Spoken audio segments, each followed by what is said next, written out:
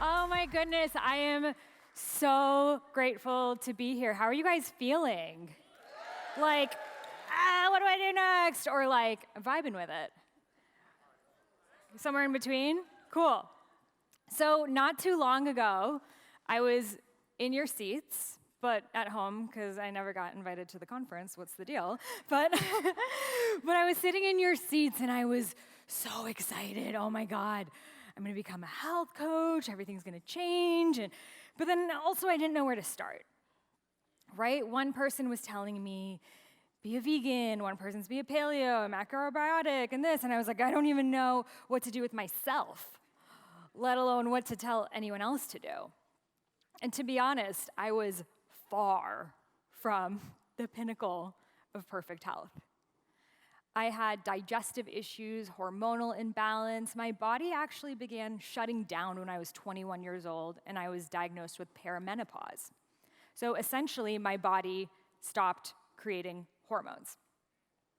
So I went to so many different kinds of doctors. I went to gastroenterologists and endocrinologists, and it wasn't just digestive and hormonal issues, but it was a whole host of things that, honestly, I didn't even know were connected. I was anxious, I had really bad insomnia, I was always getting injured, and I just couldn't figure out.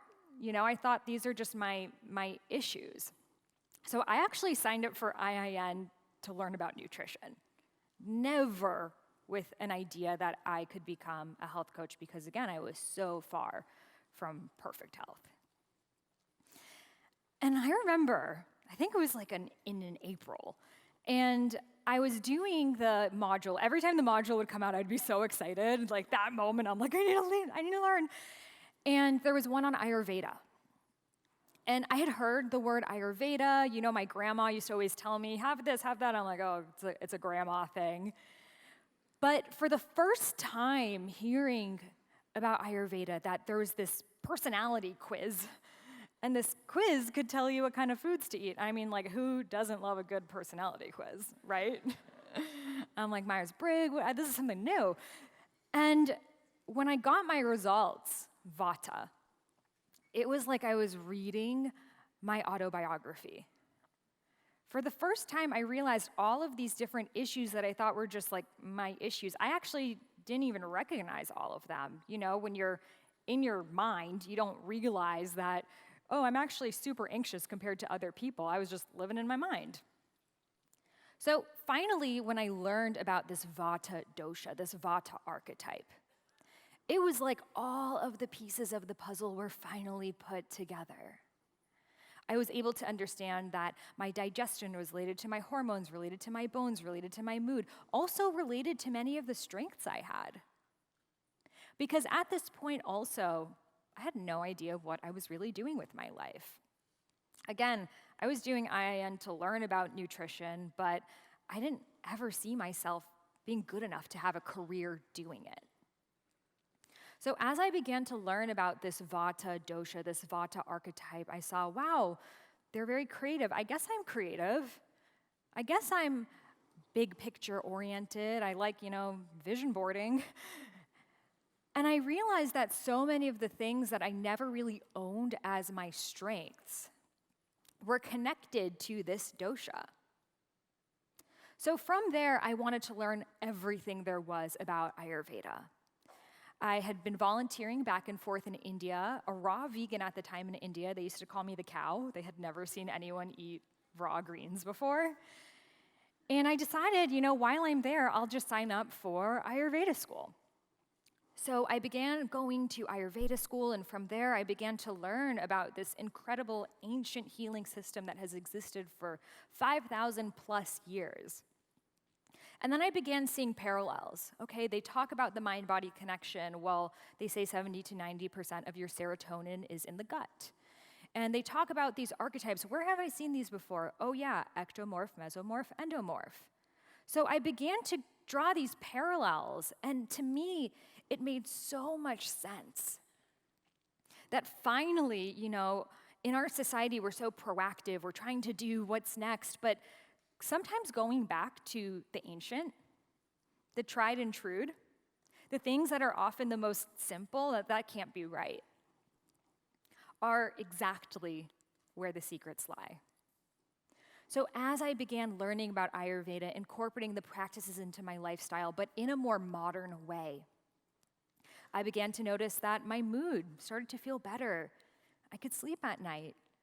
I could digest food without being in so much pain. And eventually, my hormones came back into balance. So naturally, I wanted to share about it. Honestly, it would be selfish of me not to.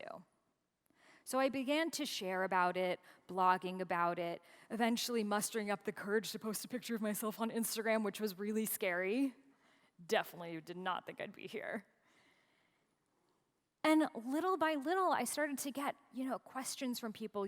I also had amenorrhea. What worked for you? Or I also had IBS. What worked for you? Or I also have been to so many doctors and nothing's been working for me. So it became this natural desire to share. And then I began just weaving that into my health coaching practice. I would go through their health history, but I would also see what's their dosha. And then that gave me a framework to work with. Because I'm sure you've experienced this as you're doing health histories and learning about other people's health. You're like, wow, everyone is so different. I've never experienced, heartburn, so I honestly don't really know. But having something like Ayurveda allows you to have this incredible toolkit that you can then see, okay, this person has bloating, gas, constipation, vata. This person has acidity, heartburn, pitta. This person's tired, sluggish, weight gain, kapha. And then it empowers you with the tools you need to move forward. So as I continued to move forward, I realized that food is just one tiny part of it. And that really it's just a reflection of what is going on inside. So as I began learning this, I began embodying it. And most of you guys, I'm sure it began with food, but you really realize that it's so much more. And in your own journeys, I'm sure you've realized that the things that, may have been really hot for you a couple years ago, you want to go deeper into them. So I encourage you as health coaches, as leaders in this new paradigm. We're beginning this new decade. 2020. What is your 2020 vision? What is your crystal clear vision moving forward? Because all of you in this room are visionaries. And it's up to us as visionaries to pave that path forward, to step into what may feel scary or uncomfortable, or I'm not ready for it, or I need another degree or program or whatever. You're ready. You're here. The fact that you're here shows that you have already done so much work, already have so much knowledge that it just takes at this point sharing. If I had prevented myself saying, I'm not ready, who am I? I'm not a doctor, I can't share anything about Ayurveda, I wouldn't be here. And frankly, I myself wouldn't be healed. Because when you share healing, the most profound healing happens within. This is dharma. This is purpose. The reason why you are all here is not a coincidence. In fact, there are none. You are here for a reason. Believe it or not, your soul chose this. And all of the obstacles that have happened to you and all of the roadblocks that you faced have been your chosen education. And you going through that is what has given you the strength and the perseverance and the passion and the understanding to sit with someone who's going through that same thing and tell them, I've been there and I understand and I still may be struggling with it too, but here's what has worked for me. And that's enough. You don't need to be perfect. You don't need to be healed, because guess what? No one's ever going to be totally healed on this planet. You're going to have another past life, another childhood trauma, like the list goes on. At a certain point, you just have to decide you're ready. And the truth is, oftentimes the people who are out there or people with far less knowledge and experience and know-how as the most conscious people sitting in this room. Because they don't second guess themselves. They say, okay, I know this, so I'm just gonna do it. Whereas we are, very self-aware and we're looking within, and then that makes us sometimes paralyzed. That makes us think, well, so-and-so knows this, and they went to Harvard, and I didn't do that, so therefore my voice must not matter. Again, this is the illusion. We call this Maya. And the purpose of your life is to see through this illusion, to see that everything that has happened to you is a gift. And if you can keep sharing those gifts, as you learn them along the way, you'll get more and more and more. Because the gifts only grow when you share them. They don't grow when you put them in the attic of your mind, waiting for one day they accumulate enough to share. That's actually how you just become a hoarder. And then Marie Kondo is going to have to come over. Can't help you with that. But what I can help you with is to give you that permission slip, to tell you that you're already ready. I want you to turn to your partner and just say, I give you that permission slip. And to the next one, I give you that permission slip. And then to yourself, I give me this permission slip. It's here. I don't need to tell you about the latest science of this or that, because guess what? You already know. You're already living it.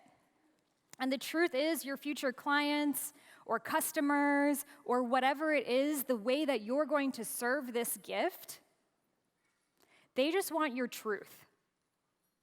They just want to feel you living in alignment. That's it. So instead of putting the focus on, I need to know this or get there or become something, take all of that and embody it.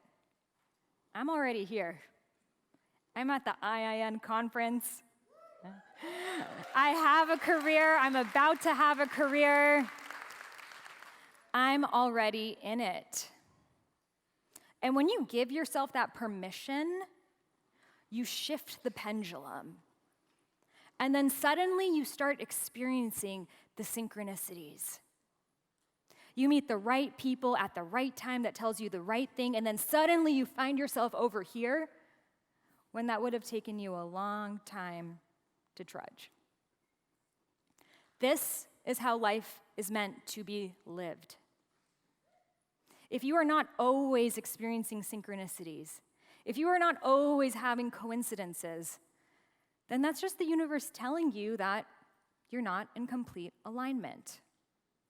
And then when you shift that pendulum, which just starts with one decision, maybe instead of going back from this weekend, instead of going back to my old habits, my own thought patterns, I just decide I'm going to do one thing. And after I do that one thing, it's going to take me to the next and the next and the next. And then there's no more efforting anymore. You're just in flow. And this is called Kriya, the effortless flow that happens when you're in alignment with your Dharma, with your soul purpose. So right now, you all have majorly shifted that pendulum.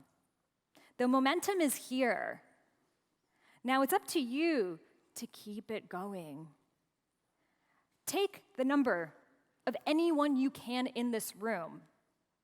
Everyone here has a piece of the puzzle for you to get to that ultimate point of alignment. And when you go home, instead of putting all your notes in your drawer and forgetting about it, take one thing and embody it. Because that one thing is naturally going to allow everything else to spiral. And then that's it. There's no push. There's no stress.